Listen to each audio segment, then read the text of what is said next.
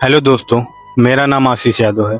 मैं एक comedy video बनाता हूँ, पर आज का वीडियो बिल्कुल भी कॉमेडी के लिए नहीं है। मैं बस यही कहना चाहता हूँ कि स्टेशन या पटरियों पर कभी भी अकेले बच्चों को, छोटे बच्चों को न छोड़ें, क्योंकि आज एक हादसा हो गया है। एक 8 या 9 साल का लड़का पटरियों पर अकेले दौड़ रहा था और अचानक ट्रेन आई, ट्रेन से टकरा गया और उसकी मौत हो गई। मैं यही कहना चाहता हूँ, कभी भी बच्चों को ट्रेन की पटरियों पर न छोड़ें। आइए उसका वीडियो दिखा दें आप सभी को। कर मंगदा मैं तेरी रब्बा से यारा कर मंगदा